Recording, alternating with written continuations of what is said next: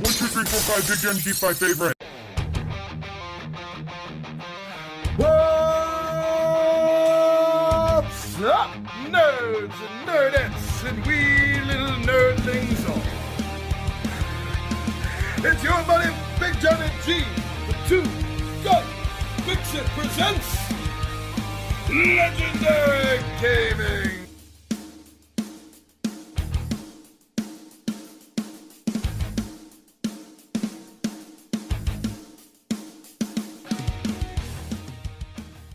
My number 5 favorite horror game to solo. Elder Sign by Fantasy Flight Games. This is good for ages 12 and up and should take you about 90 to 120 minutes. Alright, so I am a fan of Cthulhian-based games. And yes, I do think that Fantasy Flight Games puts out some of the best concepts in this this setting, this IP. Now, this gives us, this Elder Sign game is giving us a smaller footprint than like Arkham Horror or Eldritch Horror does. So, I like that because even though I'm a fan of the other two games, they are table takers. They are just going to take up the entire damn table. Whew, and that could be a lot. But this is a much smaller footprint. So, because of that, it's also giving off this claustrophobic, almost to a degree, this claustrophobic feeling. Because here you're just trapped inside the Miskatonic Museum while this great ancient evil, this elder being, is awakening and trying to enter into our world. And the claustrophobic sense of just being in this one building comes through a lot in this game. Besides the concept, the IP, the franchise, and the claustrophobic feeling, I have to say that another thing I do like about this game is that it's a dice chucker. It's a dice chucking and dice placement, and ultimately, dice manipulation style game. Because you're trying to overcome each of the dangers, each of the problems that the individual cards are representing. And in order to overcome them, you're going to need certain rolls on these six-sided dice with the unique symbols on them. And by rolling them, you get to place them as you wish. And there are certain abilities some of the characters have, as well as items that you can get in the games or spells that you can use that will alter and manipulate the dice, as well as giving you extra and special dice. And I've just always been a huge fan of chucking those dice and seeing how I can best place them. And this game is a great representation of that. I also love the fact that the characters in this game are all familiar to me because I've played the other Fantasy Flight games, their Arkham File collection of games, and they use all the same characters. So if I want to use Ashcan Pete in this because I've come to enjoy using him in Arkham Horror, then I have him. He's right there. Now, because the game plays a little different, his ability is going to be a little bit different from game to game to fit the mechanics. But otherwise, having the same character between the games, that sense of familiarity, I really do enjoy it. And I also got to say that this game is tough as nails. It's tough as coffin nails. It definitely is. But it's not impossible. It is definitely a game that can be beaten. Although I've lost to it more times than I have won, it hasn't deterred me from playing the game because it really is a great game. It makes me want to come back and keep playing it, win or lose. And by the way, last thing I just want to mention is that there is also a great app version of this game, Elder Sign Omens, that is a magnificent, near perfect, if not perfect, translation of the board game, card game into an app form. So, Elder Sign, my number 5 favorite horror game to solo. 4. My number 4 favorite horror game to solo. Run, Fight, Die, Reloaded by Gray Fox Games. This is good for ages 10 and up, and could take you up to 30 to 45 minutes to play. Now, this game ultimately has this hopelessness, this helplessness sense to it of how long is it that you can actually survive. Now, yes, you're not actually doomed. There are ways you can win, like especially if you come across the town line, but generally it has a feeling of a tower defense game, that sort of near hopelessness at times as the swarms, in this case of zombies, are descending upon your survivor. And that's really fun. Another fun thing is that you have these followers, and yeah, you're trying to help them, save them, but my favorite part of them is the fact that they are literally your meat shields in this game. So you do want to collect as many followers as you can, and yes, ultra-realistically, you do want to save them all, but realistically, you got yourself some meat shields there, my friends. Now, the action in this game, how this game plays, and what it makes me feel when I'm playing it is really like I've just been dropped in the middle of a first-person zombie survival game. Is how I feel. Movie, even not even just a video game, but a movie. And I have to try to survive it. And that's the sensation that this game is going for, and I think that it actually succeeded in grabbing onto.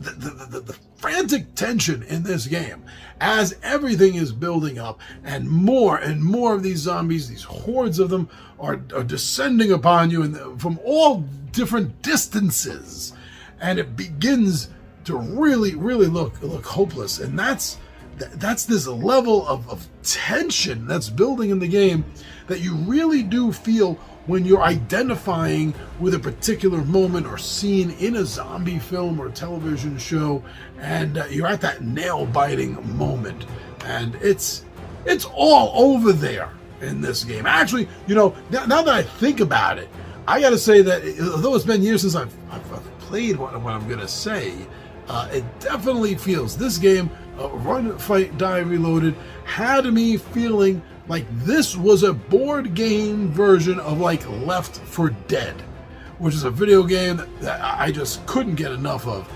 like 10 years ago. But that's the feeling that this game is delivering to the table every time I play it. And that's why this has made my number 4 spot of favorite horror games to solo. Run, Fight, Die, Reloaded by Gray Fox Games. My number 3 favorite horror game to solo. Horrified, Universal Monsters by Ravensburger. This is good for ages 10 and up, and should take you an hour to an hour and a half to play. Now, right out of the gate, I just gotta say that this is a Monster Squad in a box. If you're in my age category, then you remember that kind of cheesy movie from the 80s, where all the Universal monsters descended upon this small town, and a bunch of kids had to stop it. And that's the feeling I get from this game, because it brings together all those well-known, those famous, those great Universal horror monsters, and they do them honor. There's another thing I like in this game. They're not wacky versions of Frankenstein and Dracula. These are completely the Universal movie monster versions of them. So something that in itself brings to the table, no pun and kind of some pun intended there, is how you're dealing with these monsters, right? Dracula is just an animal and has to be put down. The creature from the Black Lagoon needs to be chased away. Frankenstein and his bride need to be brought together and taught humanity, while a cure has to be found for the Wolfman and the Invisible Man. Well, you got to convince the police that there's an invisible man stealing things, and then try to catch him for the police. They have these great, thematically perfect roles, purposes, and cures. end game solutions to all of these great universal monsters. And that brings the game to life to me. But it's not just the monsters. All of the townsfolk in these games are ripped completely from the universal monsters. The Mummy, the Wolfman, Dracula. You're going to see them all. And even Abbott and Costello, from one of the greatest monster spoofs of all time, Abbott and Costello meet Frankenstein. Where they meet Frankenstein and Dracula and the Wolfman. At the very, very end, they even meet Vincent Price as the Invisible Man for a moment. It really is a great, fun movie. And Abbott and Costello, as the characters from the movie, Chick and Wilbur, are in the game as townsfolk for you to save. And regardless of whether I win or lose any game, as long as I save Chick and Wilbur, if they pop up, I consider it a win. I like the way the difficulty and the timing, to a small degree, you could say, is controlled by the sliding motion of how many monsters you have to face in one game session, in one sitting of a game, as well as which ones. Some of them are tougher than others. So that combination is really giving you some great control over the difficulty of this game. And as I said, to a small degree, especially if you're making the game easier, it'll make the game a little bit shorter to play as well. So that's a great thing. I love that part of the game. This game is always challenging to me. Some games start off like I feel like it's really easy, but they're never going to last that way. Games that are really tough, on the other hand, tend to stay pretty damn tough straight through. But win or lose, this is the kind of game that I'm dying to get to the table again. And whenever that happens, that means a hell of a lot. So for all those reasons, that's why Horrified Universal Monsters is my number 3 favorite horror game to solo.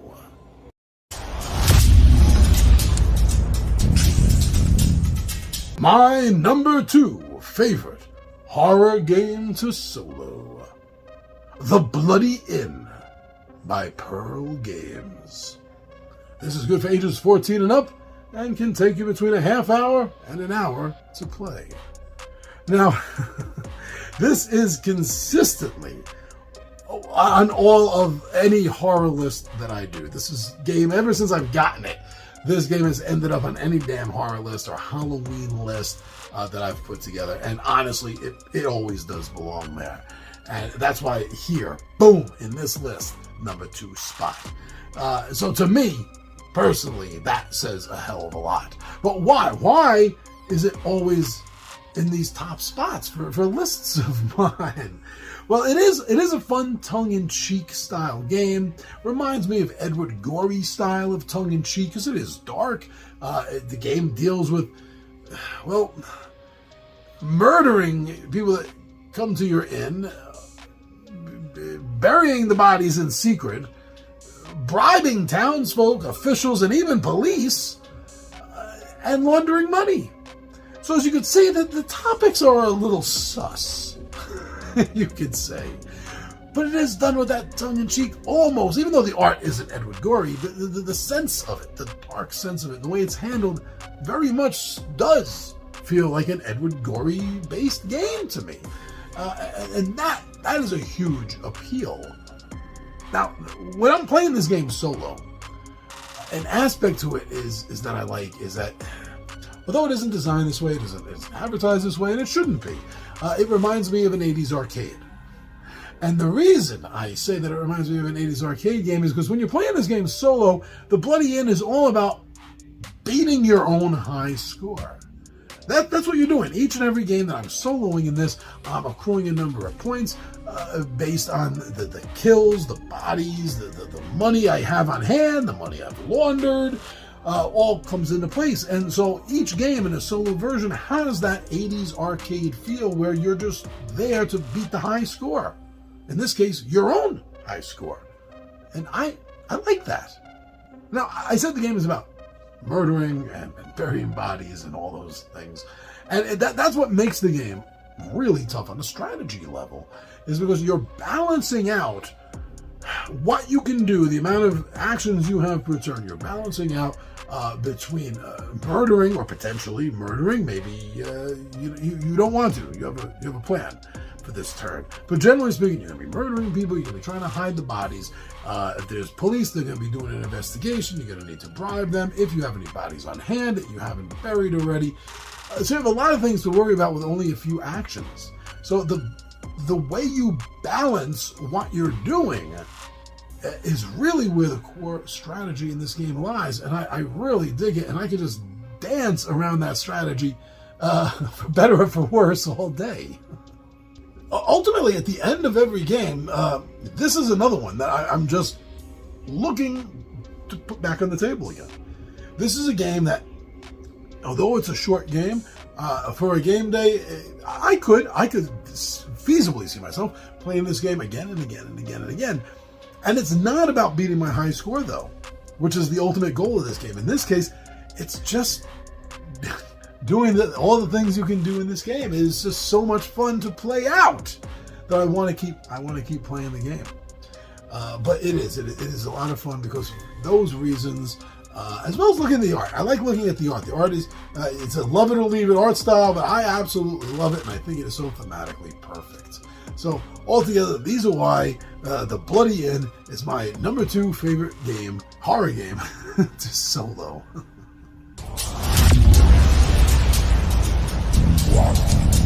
My number 1 favorite horror game to solo, Lucidity by Foxtail Games. This is good for ages 14 and up, and could take you about a half hour to 45 minutes to play. Now, I just gotta say that this is, again, another horror game that is consistently on so many damn lists that I put together. It's not a game that I easily can or would even want to overlook in any way, shape, or form, because it means that much to me, how much fun I have with this game, Lucidity. Now, it's the only game, by the way, that's the only game on this list of 5, actually, that plays differently as a solo game than it will as a multiplayer game. I love that. I can't tell you how much I do enjoy. Now, not having to learn a side set of rules, if games that play solo, don't change up anything, that's fine. That's good for me. Sure, I don't have to learn some extra rules, but in this case, this shines as a solo game, regardless of the fact that it is different from the core game. In fact, on top of everything else, it's another reason that makes it shine even more and draws me back to this game as much, if not more, as a solo game than a multiplayer game. The horror atmosphere this is generating on the table with the concept of dream delving is really fascinating, and it feels that way on the table. I don't mean it feels fascinating. I mean, after a round or two, it feels like, yeah, you're kind of dream delving here. And it brings that sensation to me and everyone I've thrown the game down in front of every single time that it's played. But the other aspect of it is the sentient, living nightmares that are stalking you. Well, in a multiplayer game, they're stalking you. In the solo game, it's a back and forth battle that you're actually having with this sentient nightmare that wants nothing more than just to consume you and make you like it. That battle back and forth, it does feel visceral. It feels final. Like this is it, do or die sensation. Every single time that I've soloed this game, it is a serious sensation that I get, a feeling that overwhelms me sometimes. It's fitting for this game. It truly is. And those are the reasons why this game, this Lucidity, Six-Sided Nightmares, is my number 1 favorite horror game to solo. What are your favorite horror games to solo?